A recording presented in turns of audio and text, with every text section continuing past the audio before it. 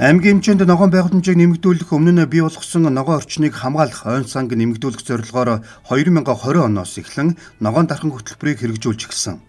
Хөтөлбөрийг сүүлийн 4 жил тэрбум мод үндэсний хөтөлбөрөөнтэй уялдуулан хэрэгжүүлж жил бүр мод тарих нөхцөлийг бий болгож төр хувийн аж ахуйн нэгж байгууллагуудад арчлалт хамгаалалт ургалтанд анхаарал хандуулж ирсэн.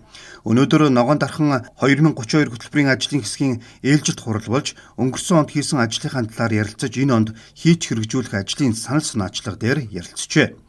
Хөтөлбөрийн хүрээнд 2025 онд сая 33,200 мод тарьжээ. Мод тарих хөдөлгөөнийг төр хувийн хвшлийн байгууллагууд иргэдийн оролцоотой хэрэгжүүлдэг гэж байгаль орчны газрын дарга онцоллоо. Ингээд Татхуу аймагт үйл ажиллагаа олборлох чиглэлээр үйл ажиллагаа явуулдаг аж ахуйн нэгж байгууллагуудтайгаа бол хамтарч цуцгийн голын алсан овогт хэлэх ажил бол зохион байгуулагдаад явж байгаа. За Дархан хотод Дархан суманд шинээр одоо нэг төгөл болоод шинээр бий болсон. За энэ нь бол 25 дахь хотооллын Астлын ангид дээр за манай Татхуу аймагт үйл ажиллагаа явуулдаг одоо буддын шашны сүм хийдүүд бол хамтран бас энэ одоо цэцэрлэгт хүрээлэн одоо байгуулах ажлыг бол одоо зураглалыг гаргаж мөн одоо энэ орон нутгаас газрын асуудлыг энэ хашаажуулалтын асуудлын дэмжлэг үзүүлж болвол энэ шинэ цэцэрлэгт хүрээлэнгийн юм бол ажил бол эхэлсэн.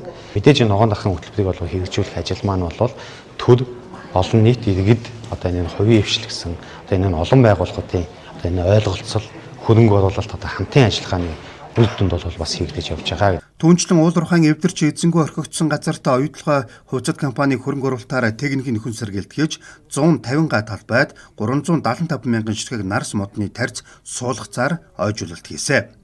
Хонгор сумын нутагт алтны хөтөлбөрийн хүрээнд эвдэц сүйдсэн хураг тэмээх газрын 5 га талбайд биологийн нөхөн сэргээлт хийсэн байна. Хөтөлбөр хэрэгжснээр 2021-с 2025 онд нийт сая 949,635 ширхэг мод бутыг шинээр тарьжээ.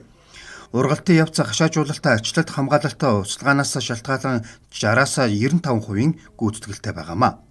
2026 онд ногоон дархан 2032 хөтөлбөрийн хүрээнд Дархан хотын төвлөрсөн хогийн цэг болох Бараат орчимд хамгаалтын ойн зурвас байгуулах, зам талбайн ногоон байгууламжийг нэмэгдүүлэх, хонгор сумын нутагт 50 га талбайд татмын ойжуулалтын ажлыг эхлүүлэхээр төлөвлөжээ.